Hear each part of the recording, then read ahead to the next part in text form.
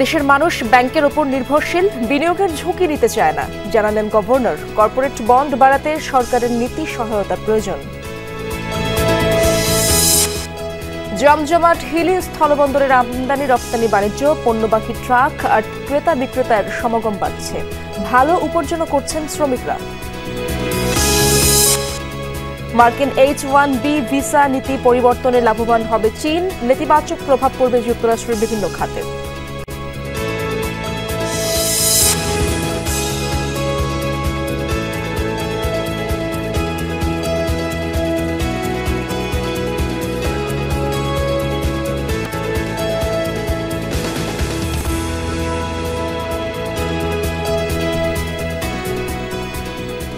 দর্শক, এতক্ষণ শিরোনামগুলো দেখছিলেন। পুরো সময় জুড়ে আপনাদের সাথে থাকবো আমি ইশরাত জাহান। এবার বিস্তারিত খবর জানাবো। বাংলাদেশের মানুষ ব্যাংকের উপর নির্ভরশীল, সবাই সবসময় বিনিয়োগের ঝুঁকি নিতে চায় না। সরকারি বন্ডের বাজারে আধিপত্য আছে, সে তুলনায় বাজারে কর্পোরেট বন্ড নেই বললেই চলে। এখানে সরকারের নীতি সহায়তা লাগবে। সকালে বন্ড মার্কেট বিষয়ক সেমিনারে এমন মন্তব্য করেছেন governor doctor Ahsan H Mansur. বলেন, বিনিয়োগের সফল উদাহরণ সঞ্চয়পত্র, কিন্তু এটা তো হাত বদল করা যায় না। কিন্তু এটিকে বন্ডে রূপান্তর করা গেলে বিনিয়োগ দ্বিগুণ হয়ে যাবে। বড় সরকারি প্রকল্পে বিনিয়োগের জন্য বন্ড মার্কেট কাজে লাগানো সম্ভব বলে মনে করেন তিনি। তাহলে দ্বিতীয় পদ্মা সেতু, যমুনা সেতু কিংবা মেট্রো রেলের অর্থায়নে ঋণ নিয়ে ভাবতে হবে না।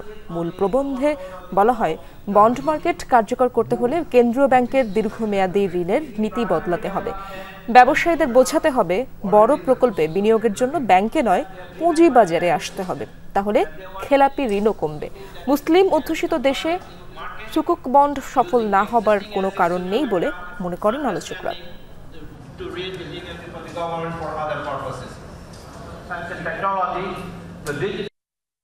কর্পোরেট বন্ড মার্কেট নিয়ে আমরা কাজ করছি। Bangladesh bank and security exchange commission আমরা একটা রিপোর্ট তৈরি করেছি। খুব শীঘ্রই সেটা আমরা সরকারের কাছে পেশ করতে যাচ্ছি with a full set of recommendations.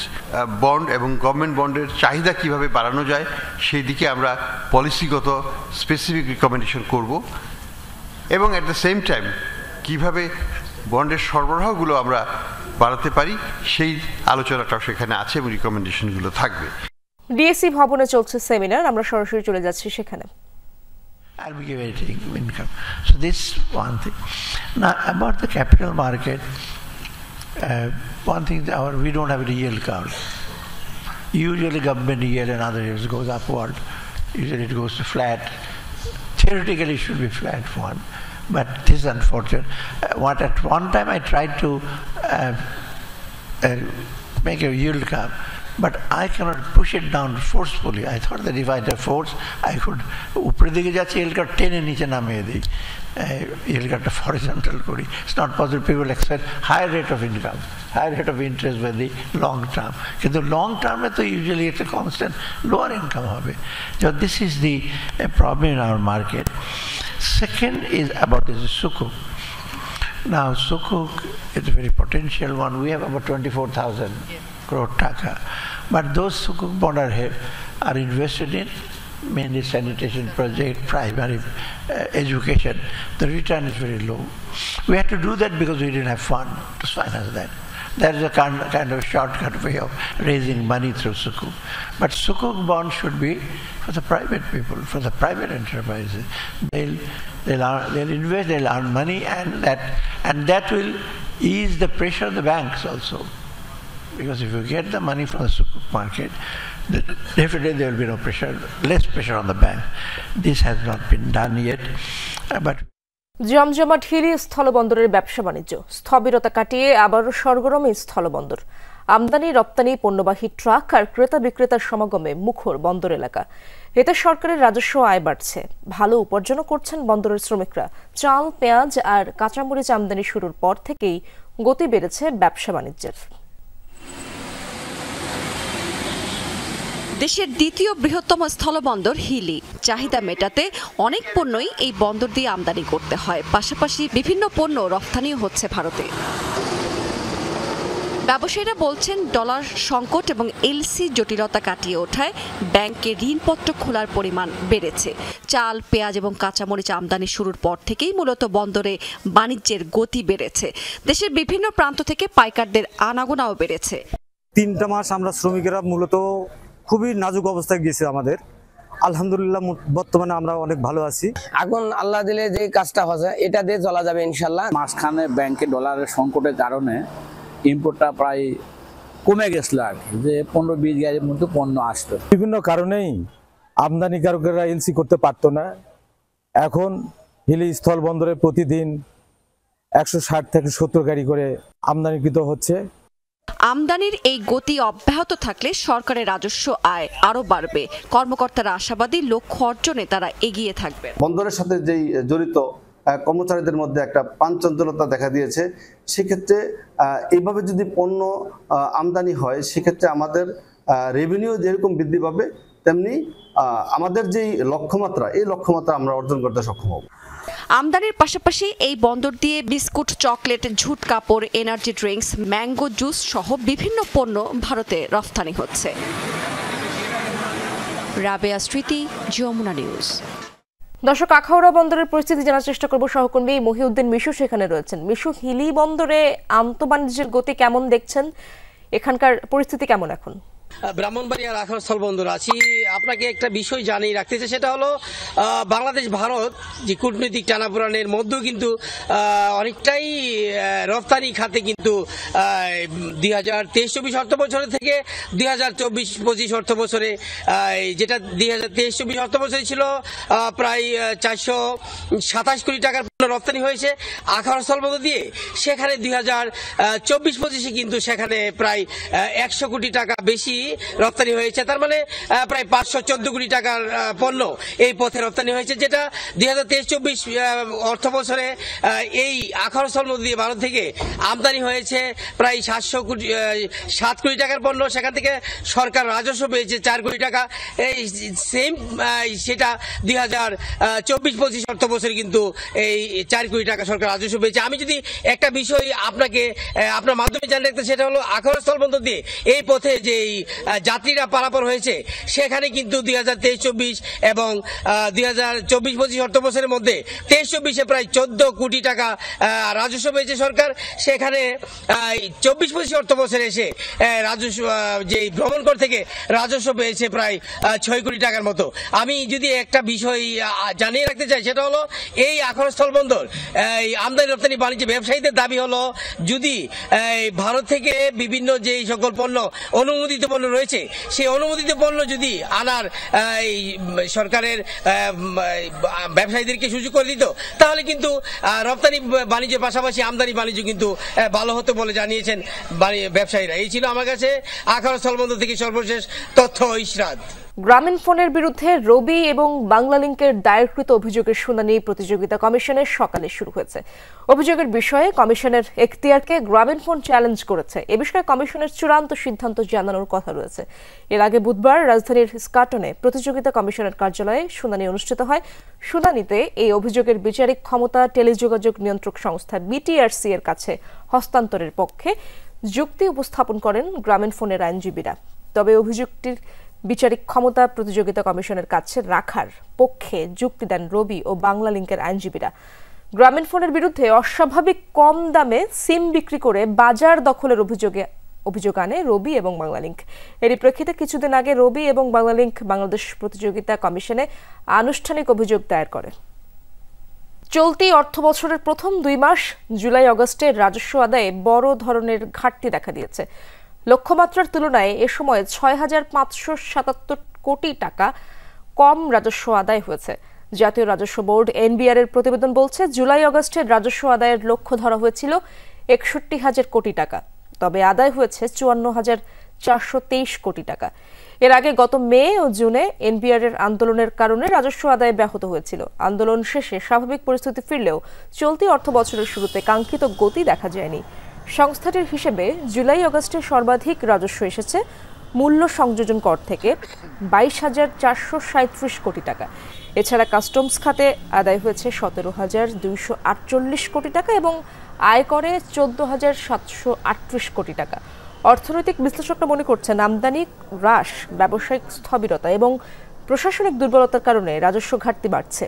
তারা মনে করছেন লক্ষ্য পূরণে এনবিআরকে এখনই কৌশলগত উদ্যোগ নিতে হবে।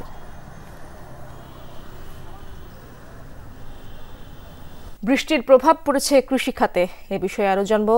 চুয়াডাঙ্গায় যেতে চাই আমার সহকর্মী জিসান আহমেদ সেখানকার খবর রাখছেন। জিসান, কৃষিতে বৃষ্টির প্রভাব তো অবশ্যই জানতে পেরেছেন, কি প্রভাব দেখছেন, কৃষকরা কি বলছে?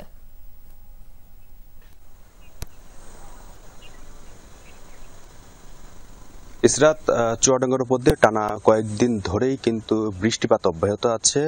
আজও আমরা দেখছি যে গতকাল রাত থেকে যে বৃষ্টি শুরু হয়েছিল সেটি কখনো মুষলধারে কখনো গুড়ি গুড়ি অব্যাহত আছে।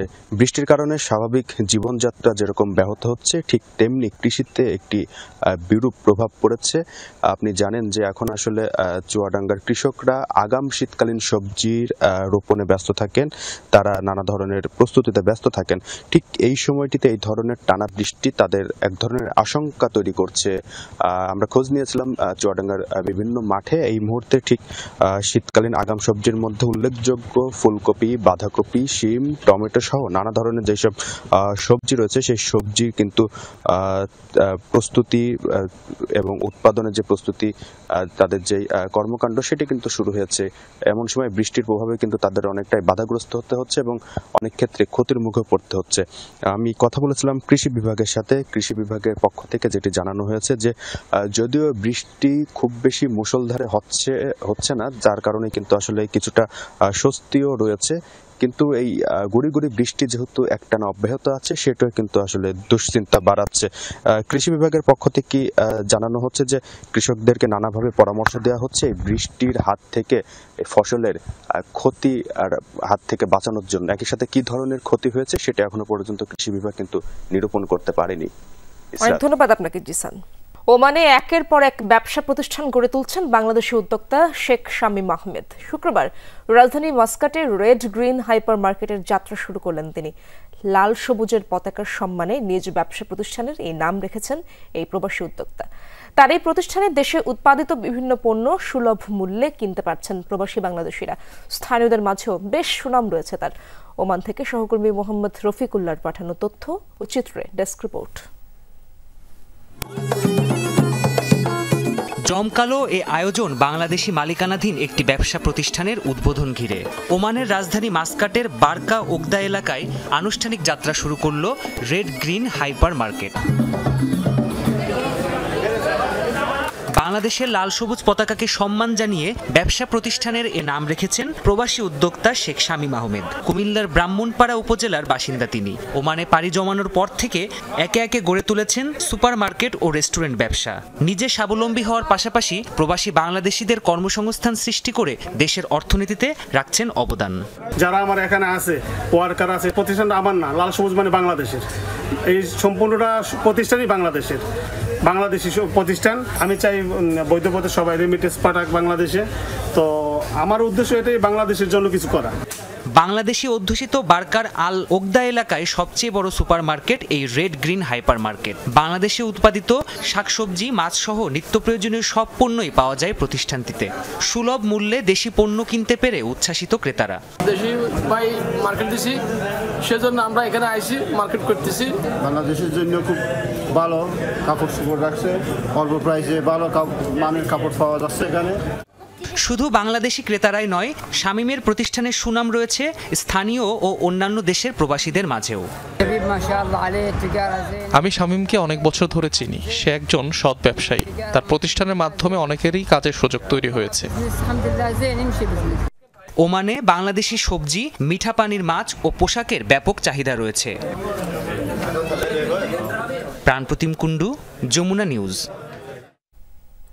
যুক্তরাষ্ট্রের H-1B ভিসা নীতিতে পরিবর্তনে লাভবান হবে চীন, এমনটাই মত বিশেষজ্ঞদের। ট্রাম্প প্রশাসনের এই সিদ্ধান্তে দীর্ঘমেয়াদে মেধাশূন্য হয়ে পড়তে পারে যুক্তরাষ্ট্রের শিক্ষা, গবেষণা ও প্রযুক্তি সহ বেশ কিছু খাত। অপরদিকে চাকরি হারিয়ে নতুন বিকল্পের দিকে ঝুঁকবে এসব দক্ষ কর্মীরা। সেক্ষেত্রে অনেকেই বেছে নিতে পারেন প্রযুক্তি সম্পর্কিত গবেষণায় বিপুল অর্থ ব্যয়কারী চীনকে। দ্বিতীয় মেয়াদে যুক্তরাষ্ট্রের প্রেসিডেন্ট হওয়ার পর থেকে একের পর এক বিতর্কের জন্ম দিয়ে চলেছেন ডোনাল্ড ট্রাম্প। সবশেষ এ তালিকায় যুক্ত হয়েছে H-1B ভিসার ফি বৃদ্ধির সিদ্ধান্ত। বিদেশ থেকে দক্ষ কর্মী নিয়োগের ক্ষেত্রে প্রতি বছর $1 লাখ গুনতে হবে মার্কিন কোম্পানিগুলোকে। নতুন এ সিদ্ধান্তের পক্ষে বিপক্ষে চলছে নানা আলোচনা। ট্রাম্প প্রশাসনের আশ্বাস, এই সিদ্ধান্ত কার্যকর হলে একমাত্র বিশ্বের সেরা সব মেধাবীরাই যুক্তরাষ্ট্রে কাজের সুযোগ পাবে। তবে বিশেষজ্ঞদের মতে এই সিদ্ধান্তের নেতিবাচক প্রভাব পড়বে যুক্তরাষ্ট্রের প্রযুক্তি, শিক্ষা ও গবেষণা সহ বিভিন্ন ক্ষেত্রে। এ সিদ্ধান্ত দীর্ঘমেয়াদে যুক্তরাষ্ট্রের জন্য নেতিবাচক হবে। শিক্ষা ও গবেষণা ক্ষেত্রে মেধাবীদের হারাবো আমরা। বিশেষ করে প্রযুক্তি প্রতিষ্ঠানগুলোর গবেষকদের ধরে রাখা কঠিন হবে। বিশ্লেষকদের মতে যুক্তরাষ্ট্রের এ সিদ্ধান্তে আখেরে লাভবান হবে চীন। চাকরি হারিয়ে বিকল্প খুঁজবেন এসব দক্ষ কর্মীদের অনেকেই, আর তাদেরই কাজের সুযোগ দিতে এগিয়ে আসবে চীনের মতো দেশগুলো। এতে কৃত্রিম বুদ্ধিমত্তার মতো গুরুত্বপূর্ণ খাতে অনেকাংশেই দুর্বল হয়ে পড়বে মার্কিন কোম্পানিগুলো। এ সিদ্ধান্ত মোটের উপর চীনের জন্য ইতিবাচক ফল বয়ে আনবে। এরই মধ্যে গবেষণা সহ বিভিন্ন খাতে বিপুল পরিমাণ অর্থ ঢালছে দেশটি। এতে যুক্তরাষ্ট্র থেকে বিতাড়িত মেধাবী শিক্ষার্থী, গবেষক ও বিজ্ঞানীরা চীনের দিকে ঝুঁকবে। বিশেষ করে যুক্তরাষ্ট্রে অধ্যয়নরত চীনা শিক্ষার্থীরা এমন সিদ্ধান্তের দিকে এগিয়ে যাবে। যুক্তরাষ্ট্রের সরকারি তথ্য বলছে H-1B ভিসা প্রাপ্তিতে ভারতের পর দ্বিতীয় অবস্থানে রয়েছে চীন।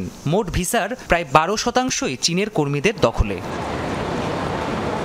প্রাণপ্রতিম কুণ্ডু, যমুনা নিউজ। দর্শক, এই ছিল বিজনেস টুডের এখনকার আয়োজনে। এতক্ষণ যারা সঙ্গে ছিলেন সবাইকে ধন্যবাদ।